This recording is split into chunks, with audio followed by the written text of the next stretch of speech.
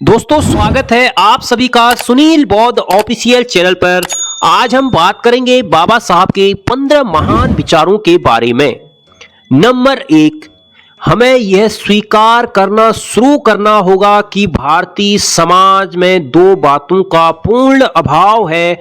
इनमें से एक समानता है। सामाजिक स्तर पर एक भारत ऐसा है जो श्रेणीबद्ध असमानता के सिद्धांतों पर आधारित है। इसका अर्थ कुछ के लिए पदोन्नति और कुछ के लिए गिरावट है।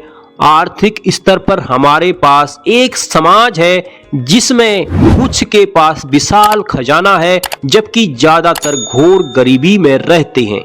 नंबर 2, बौद्ध धर्म के मौलिक सिद्धांत स्वतंत्रता, समानता और भाईचारा है। बौद्ध धर्म शूद्रों का धर्म कहा जाता था। केवल एक ही व्यक्ति था जिसने अलगाववाद और स्पृश्यता के खिलाफ अपनी आवाज उठाई थी और वे थे बुद्ध। नंबर 3, जिस प्रकार पानी की एक बूंद समुद्र में मिलकर अपनी पहचान खो देती है, उसके विपरीत समाज में रहकर मनुष्य अपनी पहचान नहीं खोता। मनुष्य का जीवन स्वतंत्र है। वह सिर्फ समाज के विकास के लिए पैदा नहीं हुआ है बल्कि उसके स्वयं के विकास के लिए हुआ है। भारतीय आज दो अलग अलग विचारधाराओं से संचालित होते हैं। इनके राजनीतिक आदर्श संविधान की प्रस्तावना में निहित स्वतंत्रता, समानता और भाईचारे के एक जीवन की पुष्टि करता है। इनके धर्म में सन्निहित इनके सामाजिक आदर्श इसके इनकार करते हैं। हर मनुष्य के जीवन का एक दर्शन होना आवश्यक है।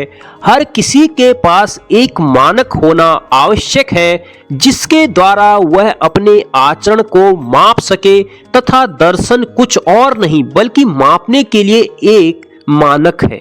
इतिहास से पता चलता है कि जहां नैतिकता और अर्थशास्त्र संघर्ष में आते हैं, जीत हमेशा अर्थशास्त्र की होती है। निहित स्वार्थों को स्वेच्छा से वापस लेने के लिए कभी नहीं जाना गया है जब तक कि उन्हें मजबूर करने के लिए पर्याप्त बल ना हो। जहां कानूनी अर्थों में कोई गुलामी नहीं है, वहां भी स्थिति उत्पन्न होती है जाति व्यवस्था के रूप में। यह पाया जाता है कि कुछ लोग निर्धारित आजीविकाओं पर जाने के लिए मजबूर हैं जो उनकी अपनी पसंद नहीं है। लोकतंत्र केवल सरकार का एक रूप नहीं है, यह मुख्य रूप से संयुक्त संप्रेषित अनुभव से जुड़े रहने की एक विधा है। यह अनिवार्य रूप से हमारे साथी मनुष्यों के प्रति सम्मान और श्रद्धा का एक दृष्टिकोण है। अधिकार तभी वास्तविक हैं जब उपाय उनके साथ हैं। यदि पीड़ित व्यक्ति को अपने अधिकारों पर हुए आक्रमण पर सहारा लेने के लिए कानूनी उपाय नहीं है तो ऐसे अधिकार देने का कोई लाभ नहीं है। एक सफल क्रांति के लिए वहां असंतोष पर्याप्त नहीं है।